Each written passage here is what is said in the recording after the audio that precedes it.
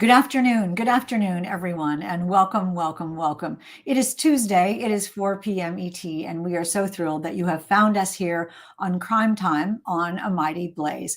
I am your host, USA Today bestselling author Hank Phillippi Ryan. I'm the author of 15 going on 16 novels of suspense. My newest book is One Wrong Word, which is out right now and just went into a second printing. So I am very, very pleased about that. Yay, thank you. But we are here today to talk to the incomparable, absolutely brilliant Ruth Ware, whose One Perfect Couple is just out about 2 weeks ago, and it is tearing up the charts. More about that in a minute. You all, this book is so riveting and so immersive, and one of those books where I actually ignored things that I was supposed to do in order to read this book. I could not wait to get back to it. And I will ask Ruth Ware about that in a minute, whether that's something that she thinks about when she writes, but it certainly works. It's sort of Survivor meets Lord of the Flies meets Agatha Christie, but not exactly. And that is one of the things that makes it so absolutely special. And if you don't believe me, believe the New York Times bestseller list. That is where it is right now, number 6 on the New York Times bestseller list. That is amazing. Ruth Ware, welcome, welcome, welcome from the UK. What did you think when you heard about the Times list? Oh, I mean, so happy, so relieved, because obviously you want the book to do well for your publishers. You want to feel like you've done them justice. Yeah, and so grateful to all of the amazing readers who went out and bought it. I think being a writer, a full-time writer, is all I ever wanted to be as a kid. And I'm so grateful that I get to do that every day. And yeah, all of us only get to do this because of the readers and the bookshops and the reviewers, and yeah, how amazing they all are. And we have so many people joining us today who are saying congratulations. Catherine Hollum is here, and Christine Clementson is here, and Renee Herskowitz, and Emily is here, and Deborah and Shannon Hansen, and Katja Clue. Hey, Randy Trent says, welcome. Kathy Lanigan, Catherine Hollum, Robin Stahl. I want to get to all of you, but I don't want to. But Ruth, it's interesting because you say you always wanted to be a writer from the time you were a little girl. But to go from wanting to be a writer to being relieved that you're on the New York Times bestseller list because everybody expects you to be. That's a huge trajectory. Yeah, it's a weird roller coaster. I think, for the longest time, my writing journey was kind of just me writing in my bedroom and, I would like to say trying to persuade myself that this could be a reality, but I don't think I was even really doing that. I don't think I ever thought that, someone like me could be a writer. My family were really kind of regular family. We didn't have any friends who worked in the creative industries. My parents certainly didn't know any writers. So yeah, it really did seem like something that happened to other people, who sort of were in some way indefinably more special or more suited to doing this kind of fairy tale job. But yeah, it's something that I've always wanted to do. It's something that I've I've always carried on doing, even when I didn't think of it as a profession. I've always written. Do you remember we'll talk about, I promise you all, we'll talk about One Perfect Couple in about 30 seconds. But I do want to ask you, Ruth, do you remember what it was? Was there a book that made you think I could be a writer? Was there a moment that made your domino tip over? Shannon Hansen says, glad you started writing. We all are. Oh, thank you. Little moment that happened? I think so. In terms of kind of wanting to be a storyteller, no, I don't think there was. I think it's just always been a really, really strong instinct in me. I think almost certainly before I could write, but almost before I could read, for as long as I can remember being me, the way I have sort of interpreted the world has been to sort of make up narratives, make up conversations in my head. I'm sure we've all done that. You've thought about how an argument could go and sort of role played it in your head and thought about what the other person might say. And, then you get really annoyed because they're being, rude to you or whatever. And then you have to remember they haven't actually said any of this stuff. It's just in your imagination.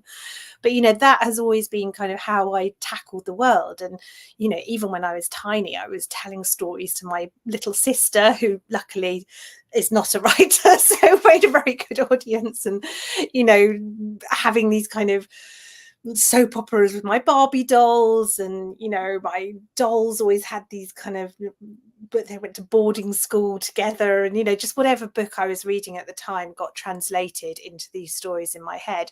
But I do remember the point where I thought, actually, I want to do this professionally, or I could do this professionally. And I think the moment that became real for me was I was on maternity leave with my second baby, and I was about to go back to work. We're lucky to have quite long maternity leaves in the UK. So I think I had about 9 months, but I was sort of halfway through and sort of staring down the barrel of going back to work. And I was in the library, and I had this amazing idea for a book that I wanted to write. And I thought, I'm not going to get the chance to write this because I'm going to be back to work. And having done it once already, I knew exactly what a kind of tsunami it was going to be when I went back to this very demanding job. And, you know, there's like childcare to arrange, and everybody gets sick, because that's what happens when you send your kid to nursery for the first time. Everybody, you know, comes down with something. And, you know, there was going to be meals, and trying to do my job and trying to catch up with all the work that I'd missed. And I just thought, I am not going to get a chance to write this book unless I get it published and find a way to make enough money out of it to pay for an extra day's childcare.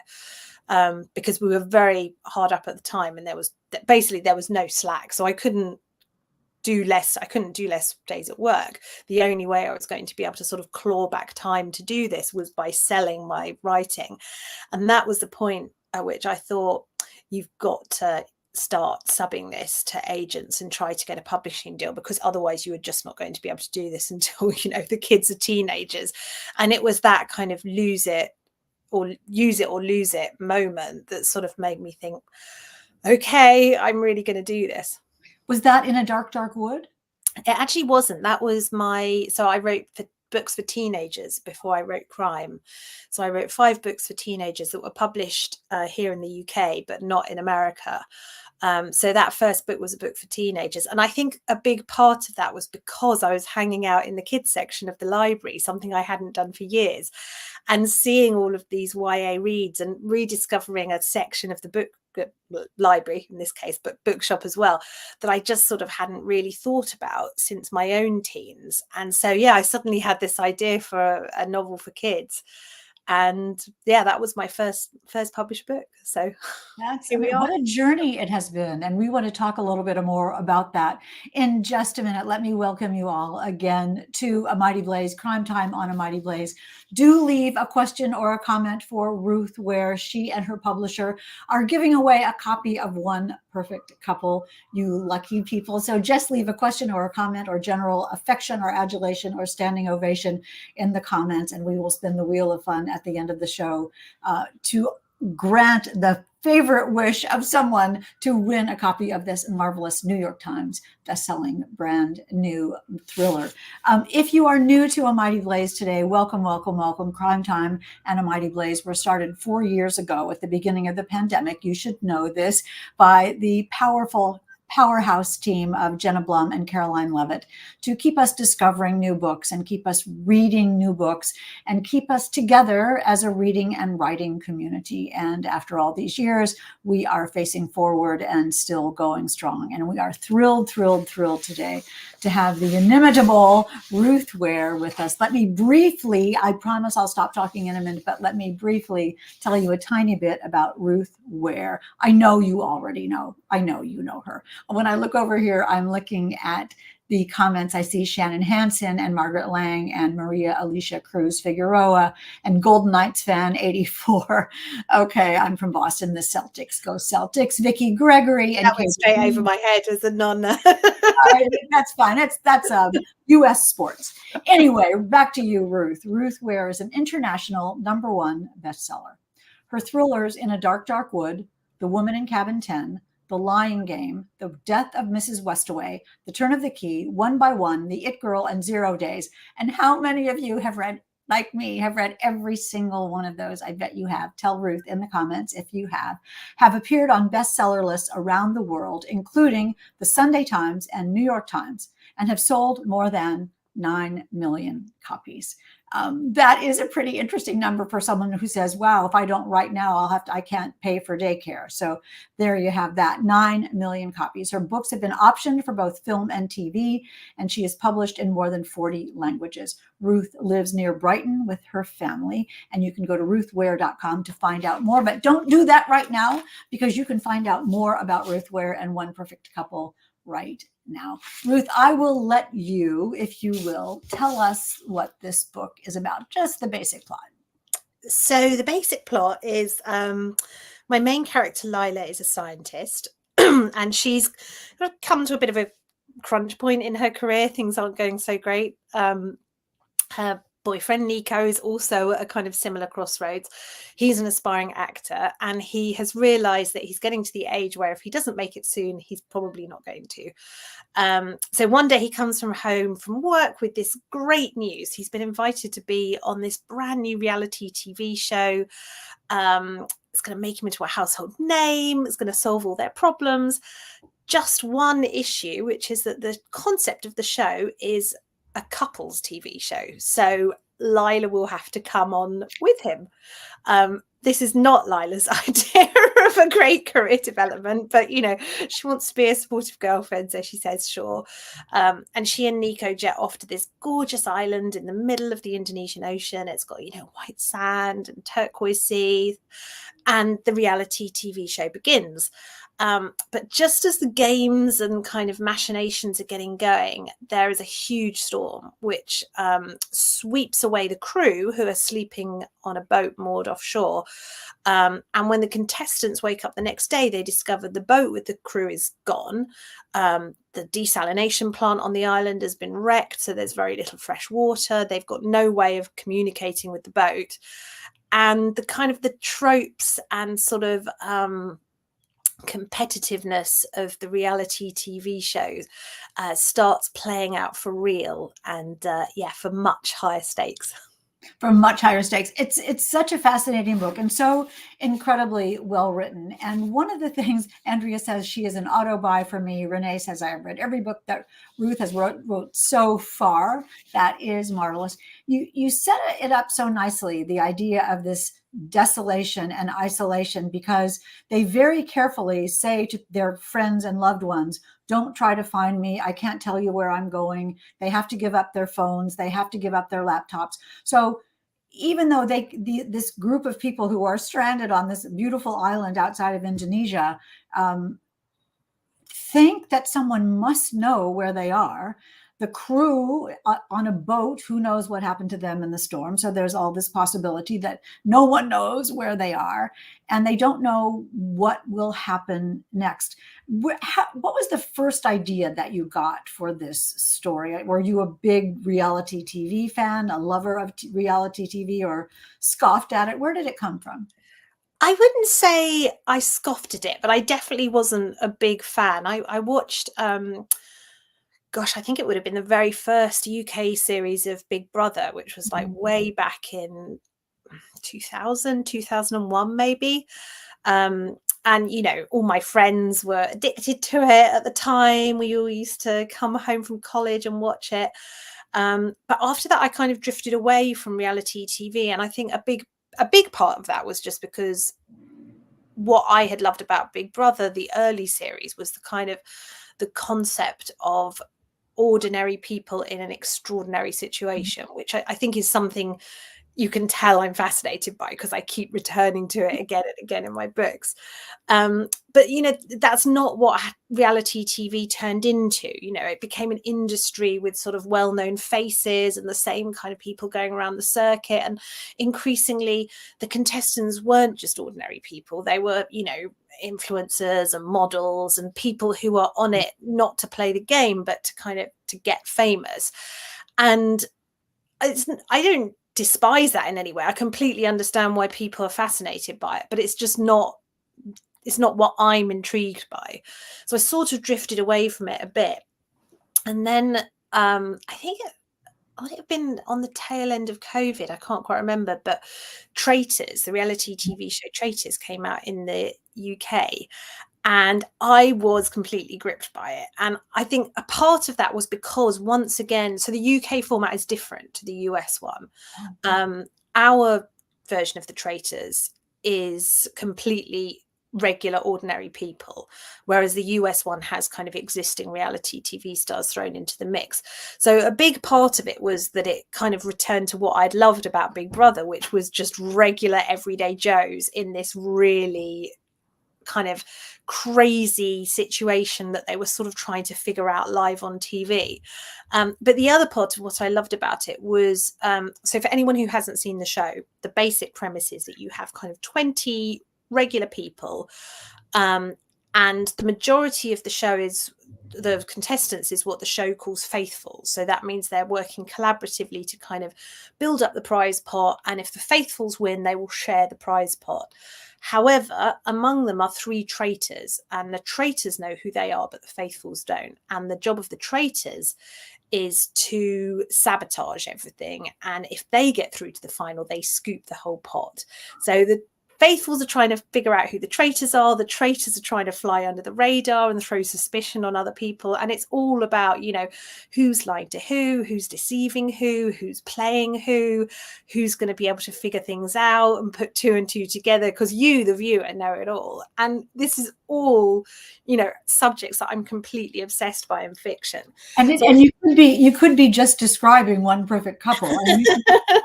You could be describing actually psychological thrillers in general in that kind of situation. Who's lying to whom, and who's working for the greater good, and who's has their own agenda. I mean, I will admit to you, just because it's just us, I will admit to you that I love Survivor, and I have watched Survivor from the beginning. And one of the things that's so intriguing about it, and one of the things that you bring up in One Perfect Couple so gorgeously, is that it's not a reality show at all. It's manipulative and psychological, and it's cut in a way to make someone be the villain and somebody be the good guy and somebody the girl next door. And you tap into that. The producers make the show be the way they want it to be. It's a very constructed version of reality. Yeah, no, absolutely. And that was a big part of what I was fascinated about, as someone who I guess is a storyteller myself and is quite brutal to my characters. I was completely intrigued by the kind of person who would do that, but with real people, sort of force them into roles, or kind of massage reality to bring out certain storylines, to present people in certain ways. And actually, that's a big part of why I chose to make Lila a scientist, because reality TV kind of purports to be about showing the truth. And in fact, as you point out, Hank, it's actually in a way anything but. It's a sort of really warped, constructed, finely honed kind of version of the truth. Whereas Lila is, as a scientist, her only kind of moral duty is to the truth. It's to look at the world as dispassionately as she can, ask the really hard questions, and be completely honest about the answers. And that's something that she sort of tries to do as a scientist, but it's also a big part of her character as a person. And which makes sense when bad things start happening, and it will be no surprise to you that they do on this island where they are alone and isolated and thrown together. That makes sense that she would be looking for answers. Yeah, she's very much the kind of the detective character in the book. She's the person who's sort of looking at their situation, trying to figure out what all of this means, and then going back to the others and sort of saying, okay, well, like it or not, this is what we're dealing with. It's interesting too, because one of the things that's so essential to a thriller is secrets.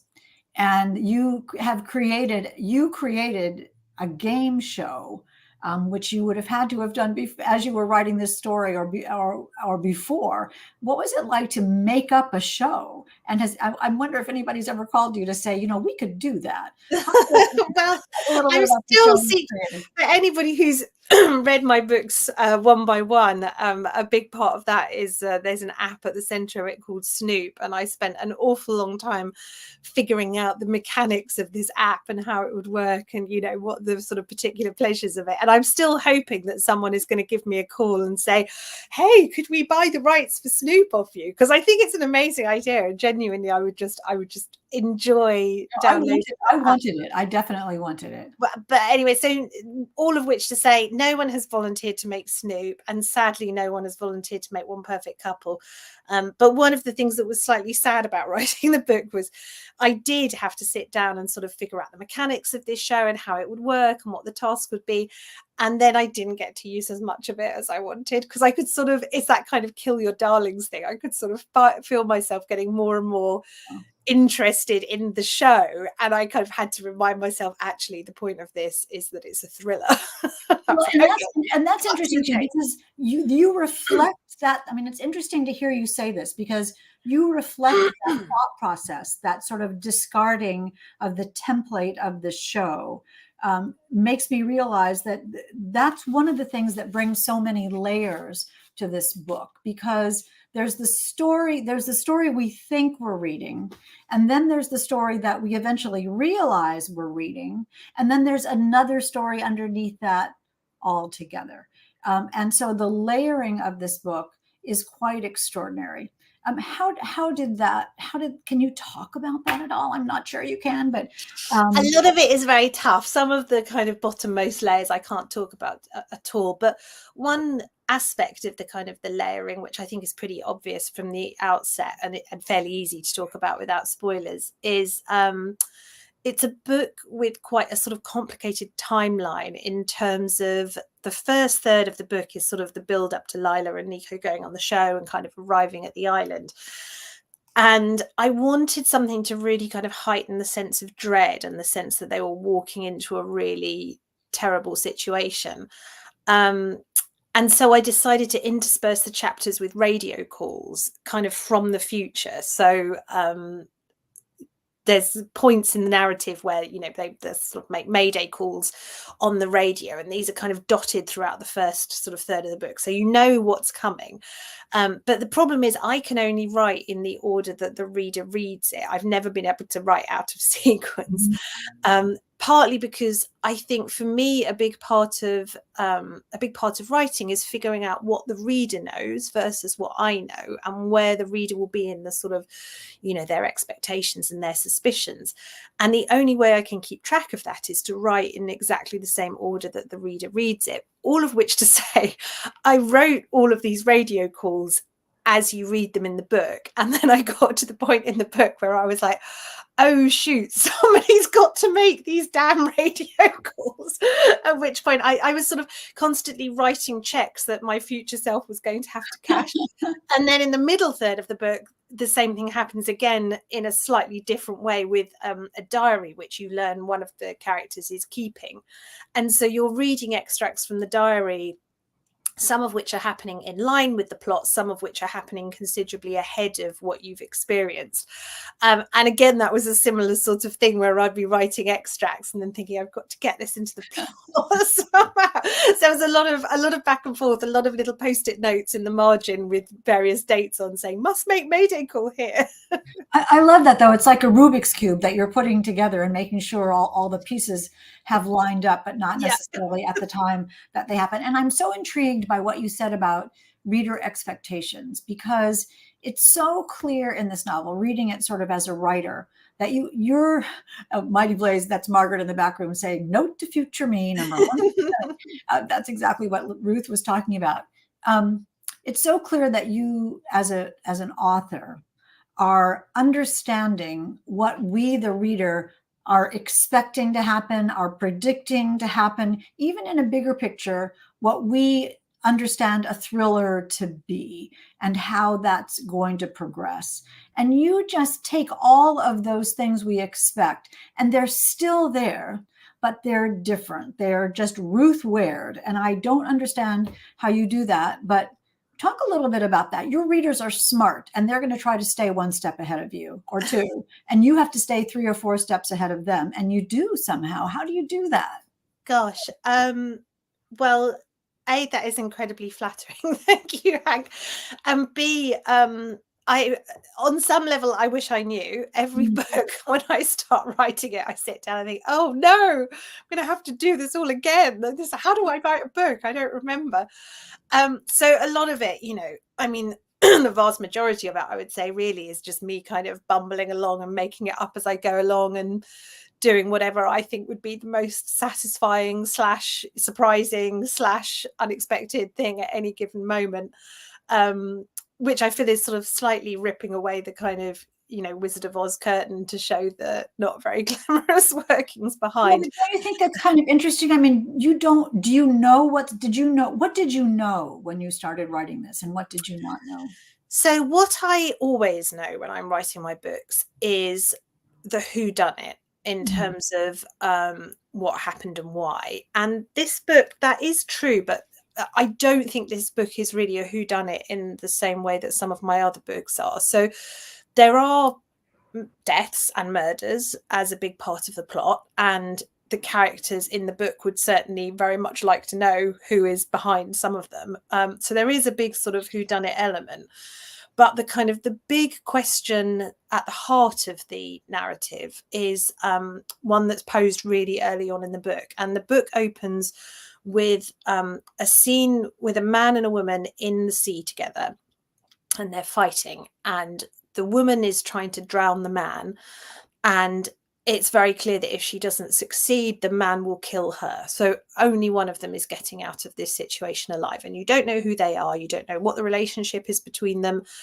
And maybe most importantly, you don't know how they got there. You don't know how things got so bad that from this sort of fairy tale beginning of a reality TV show and a couple in love, you don't know how it got to this point. And so I think that is the question that I was hoping would propel readers through the narrative. Who are these people? Who wins in the situation? Who walks away? And how did it get so bad? And that I knew the answer to right from the start. I wrote that scene. First of all, it was the first scene I wrote in the book. And I always knew who the couple was. I always knew what the outcome would be. And I always knew how they got there and why. And so the whole book, in a way, is a journey towards that point. And everything that happens in between was kind of up for grabs. I knew I was going to have to get them to the island. I'd figured out some of the mechanics of the game show, so I was excited to get those in. I had been thinking about the characters, so I already knew quite a bit about the various characters we were going to be walking on as part of the show. But exactly sort of how all of those elements wove together, what I would need to add along the way, all of that was kind of a bit up for grabs. Well, I couldn't wait to find out. And you're so diabolical, because that tiny scene at the beginning where the man and the woman are struggling in the water says to the reader, this will happen at some point. And throughout, I'm thinking, is it these two people? Is it these two people? So you're overlaying that template of that, what you know will happen, over every connection of every person. And of course, one of the elements of One Perfect Couple is that it's uncoupling and decoupling and recoupling on this game show. We'll just let you figure that out, you all, when you read this. But it's an ensemble cast, which is a lot of plate spinning going on. On television, on a game show, they just put a chyron up that says Sally, and you remember who it is. And you don't have the benefit of that in a novel. How did you keep your characters so well, perfectly differentiated? And was that a task? It was tricky. And the main issue, really, I think, is not the number of characters. It's the fact that because of the way the plot was structured, they're pretty much all introduced at the same time. So Lila meets all of the other contestants at the same time. And actually, 8 to 10 characters in a book is not a huge amount. But what I think makes it feel overwhelming for Lila and for the reader is the fact that they all descend upon her at once, because she turns up at this island, she meets all of the other contestants. And it was tricky.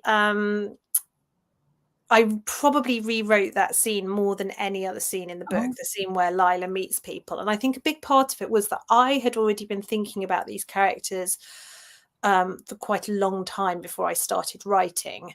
And so they were already quite distinct to me. I already felt like I knew them. And I had to sort of go back and remember that Lila didn't, and try and put my finger on what she would notice about each one of them. What would she find remarkable? What would she be puzzled about? And in that sense, having Lila there as a complete outsider was a huge help, because she's able to stand in for the reader and sort of do their job of saying, oh, of course, he's the one with the boy band hair, or the chiseled abs, or the glorious blonde braids, or whatever it is. So yeah, Lila was a huge help, but it was tricky, and that was the scene I think that I worked hardest on, was trying to make all of those characters spring off the page to you really distinctively. Because you're right, what would have been great was a little chyron at the bottom of the screen saying, and here's Baz, and here is Bayer, a fitness trainer from North London. I didn't have the luxury of that. So Yes, and you do it so gorgeously, because you have a cast of characters, and when we meet them on Survivor, again, they are named, and also that Lila is carefully calculating who they are. You not only have this ensemble cast, but you have a remote, gorgeous, for a while at least, island that has some structures on it that you take us through, so that we can know where we are on the island, how far away it is to someplace, how treacherous it is to get to somewhere else. Did you make a little map for yourself I of what did the have a little island map. is like? Yeah, I don't typically plot, but I do quite often make a little map. Mhm. And actually, that was one of the. I don't generally write down very much about my characters. Just sometimes one or two, details like ages or dates. But one thing that I did find myself having to make a little list for was I got really confused about where all the characters were staying, because there's 6 little huts on the island, and they all have really similar names, because of course they've all been named by the kind of the production crew and the people who own the islands. They're all called things like Forest Retreat and Island Dreams and Ocean Bluff, and I just for the life of me could not remember where each character was, particularly because after the storm half the huts are destroyed or blown away, and so all the characters shuffle around so that they all have. So I was like, God damn it, where is Lila sleeping tonight? Is it in Forest Retreat? No. So I had a little map, and I had sort of little things saying, Lila's here on night 1, and then on night 2 she's here, and Joe is here on night 3, and And it's hard to get to X place from Y place, but you do a wonderful job of the setting. It's really evocative. Have you been to an island like that? Well, so I hadn't when I wrote the book.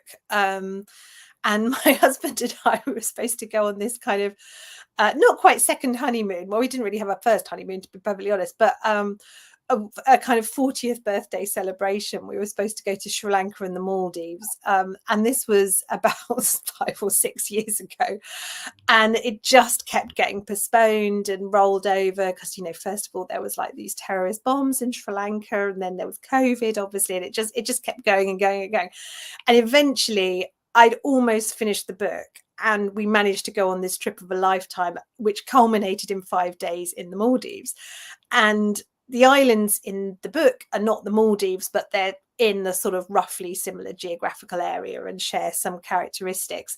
And I was almost quite scared to go, because I was sort of thinking, well, I finished the book, so what if I discover that something's wrong, I'm not going to have the chance to put it right. But fortunately I was very, very close, and I was able to kind of pull out some little strands to kind of add color to the book. But one thing that I was really conscious of on the island, and I don't know whether it was because I've been writing One Perfect Couple, or if I would have felt that way anyway, but the thing that you don't think about until you're there is how incredibly fragile these islands are, because they have no fresh water whatsoever. They're entirely reliant on either desalination or water brought in every day by boats. They don't have a mainland electricity supply very often. It's all kind of solar panels or generators. None of their food comes from there. Everything has to be shipped in by boat or by seaplane. And you do, or I do, maybe because I'm a crime writer, did start thinking, what if something goes wrong? What if we're stuck here? And of course, everyone says, no, it would never happen. And then when I was on tour for One Perfect Couple, I met a woman who said, I have to tell you, I went on this dream trip, and I think it was to an island in the Caribbean. And there was a huge storm, and they were cut off for 5 days, and the food ran out, and they had to start eating, like, emergency tins of kind of unidentified stuff. So she said it could happen. Well, it's interesting to hear that from her, and poor thing, but it is such a skill that you've done in this book that it isn't outrageous. It feels as if it could absolutely happen to us. And my final question, and then we'll take some questions from you all. So I hope you are putting them in the chat. Remember, one lucky winner will win a copy of One Perfect Couple, which I know I can tell from the comments right now that you all absolutely love this. Donna O'Neill is in Hawaii right now, where Nice for you, Donna. We're all a bit jealous, I think. The weather is nice there too. There are some books that you read and you read them for a while and put them down, and then you go back to the book and it's fine. And this one is not like that. This one was just swept me up. I neglected things, as I told you, I neglected things that I was supposed to do in order to read this book. It haunted me. It drew me back in. I had to find out what was going to happen. How top of mind is that you hope that readers like me will think, I can't wait to get back to this book? It's pretty high up on my kind of agenda, to be perfectly honest. And I think a big part of that is I used to work in publishing before I became a writer, and I read so many manuscripts, and some of them were beautifully written, like really literary, incredible, prose, but when I put them down, it's exactly as you said. I just didn't feel any compulsion to pick them up. And I always thought, if I'm ever lucky enough to get a book published, I want to give the reader a reason to turn the page. I want them to care about what happens and why. And so that is something I think about a lot. And I think a big part of it is just giving people things that they want to find out, or unanswered questions. But the biggest part of it is probably just trying to create characters that people care about. And I was going to say, yes, I agree. I mean, we completely care what happens to Lila and to some of the other characters in the novel. You draw us in and make us relate to her and care about her and hope that she is fine. I mean, I loved it. I just will say this flat out. I absolutely love this, you all. It is an amazing, clever, wise psychological thriller. And Ruth writes creeping desperation like no one else, Oh, I love that. I'm gonna put that on my website. Please do, because here's like the subtle things that you do. We only have this much more water. You can count water. You can count tins of fruit. You can count the croissants that are left.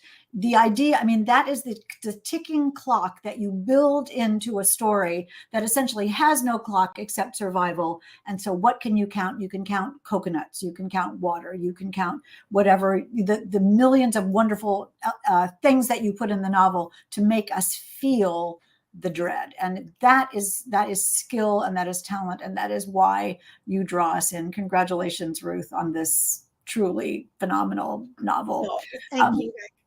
Let's take some questions from the audience. We have so many of them. Love the cover. What do you think about the differences between covers? Meaning the UK cover is different on this novel. I can hold it up, actually. Okay, so that's the US that Hank is holding, and this is the UK. I've got my screen mirrored, so I don't know if it's coming through. It looks right.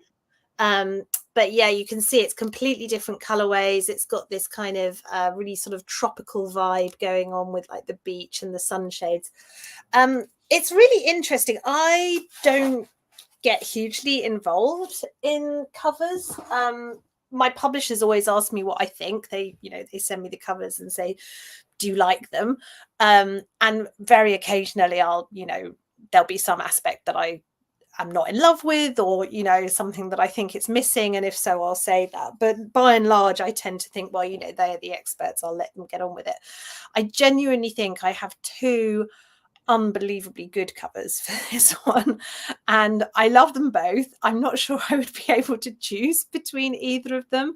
But I think the UK's definitely gone for a bit more of a kind of a beach read. They're very much gunning for and they're publishing in July as well. It's coming out slightly later in the UK. So I think they're very much going for that sort of, if you're going on holiday, wouldn't you like to read this on your sun lounger? Whereas the US has gone for a bit more of a kind of moody, stormy, maybe a bit more literary. I don't know. Mm-hmm. It's always fascinating to me how differently different territories see my books. Well, both covers are getting much applause in the comments here. As Renee says, both covers look amazing. A good question from Randy William Gravitz is, can I read One Perfect Couple as Ruth Ware's first book of hers, since I haven't read the others? What a great question. The answer is absolutely yes. I only write standalones, well, so far, never say never. So you can read my books in any order. I guess if you wanted to be a completionist, you could start with In a Dark Wood, which was my first book, but there's no advantage to starting with one over any of the others. I will say I don't think One Perfect Couple is super typical of my books. A lot more of my others are more kind of maybe a bit more Agatha Christie-ish, a bit more kind of whodunit, whereas One Perfect Couple is definitely a thriller rather than a sort of more crime thriller. But yeah, absolutely, you can start with this one, no problem. Did it feel different to write? I mean, often your books take place sort of inside, even in the snow inside. It was fun writing a very hot book. I haven't really written a hot book before, and I drank an awful lot of water while I was writing this book. I kept finding myself really thirsty, and I'd go downstairs and just gulp and gulp and gulp, and then be like, oh, I feel so grateful to be able to turn on the tap. So that was fun. But all my books have very different atmospheres. Some of them were really hard to write. This book was quite fun to write. So yeah. And somebody is asking Donna is saying, do you have a favorite character in the book? She says, I know I have some least favorite characters. I loved Lila. Is she like you a little bit? She's more like my husband, I'd say, probably. She's sort of based on him in that he is a scientist and has a very similar job to her, which is where I culled all of my scientific knowledge from. Was living with him for so many years. I guess she's sort of like me in terms of kind of practicality, yes. And I'm always a kind of person who, if there's a spider in the room and everyone else is screaming and flapping around, I'm the person going, it's fine, it's not going to hurt you. So she's definitely got that sort of side of my character. If I had a favorite character though, it would probably be Angel. I love Angel. She's one of the characters, it's really hard to talk about without giving anything away, but she has quite an interesting character arc in terms of who she is when you meet her and who she is at the end of the novel. And I think she'd be a really fun person to have a drink with. So yeah, I'd love to go out for a cocktail with Angel. It's interesting. I would too. That's what a thought. And what to go out for a drink with so many of your characters. They come to life so absolutely gorgeously. Margaret, I think we have time for one last question. If you have one more, we have dozens of them in the comments. I'll ask Margaret's question. How do you approach putting pop culture references in a book that would pinpoint the date more than the era of reality TV? How do you handle what's going to make a book feel dated rather than something that's going to consistently feel contemporary or at least appropriate for the time? Yeah, no, it's really tricky. I mean, I think that you have to just accept that you're writing an artifact that is of its time and people are always going to read it that way. Mm-hmm. But I do tend to avoid doing anything super specific. I know writers who set their book in the year it's going to be published and make that very clear. And some of them ran into trouble with that during COVID, yes, because they had set these books in 2020, knowing that they were going to come out in 2020. And then when they did, obviously the world had completely changed. And there was some sort of, online reviews saying, I really don't think we were doing any of this in 2020. So I tend to have a year in mind. Often if you figure out the dates and the days in my books, you can work out which year it's set in. But I tend to try and sort of not make anything too specific. in You terms of never know what is going to be the death of your book from specificity. I remember years and years ago when I wrote my first novel, I had some pop culture references in it. And my editor at the time took out every reference to a real person except for one. She left in Oprah. Oh, well, But that's, everybody yeah, else, absolute perennial. We all know Oprah's going to be it around was forever. pretty interesting. And I think I said something about, oh, the anchor of the Today Show, that's always going to be Jane Pauley. How could it be anything else? And poof, life changes. So I think we write in a fictional world. It's fiction. It's fictional years. It's a fictional place. It's a fictional story that feels like reality. So I try hard not to pinpoint as well. There are a million more questions. Mighty Blaze says, Oprah stays. Deborah Press says, this is a fabulous interview. Thank you. She says, I have never read Ruth's books. I would love to read one. That is why we are here, Deborah, because you are going to start reading One Perfect Couple right now, and perhaps you will be the lucky winner. Let us spin the wheel of fun and see. Drum roll. Is that this? Oh, I love this. Look, this is so fancy. I always feel like humming in the back, or having a little music in the back. Yeah. But Click, it shows. Oh, Golden okay. The Knight winner is tag. Was that rigged, Hank? Come on. That's so fantastic. Golden Knights fan 84. You are the winner. You lucky person of One Perfect Couple by Ruth Ware. You will get an indication of where to email me, and I will email our executive producer, who will email Ruth's publicist, and then you will get your book, because that is how this works. Before I say goodbye and thank you to you, let me remind you that next week at 4 p.m., we will talk with Tasha Coriel, whose new book is called Love Letters to a Serial Killer. What a Now, great title. How can you resist? It's a great title, and the book is hilarious. It is droll and wry and funny, and the main character writes love letters to the serial killer. This is on the back of the book, so it's no spoiler. She writes love letters to a serial killer who is accused and tried. This is on the back cover, accused and tried and acquitted, and they get married. I mean, who... Right there is a fantastic story.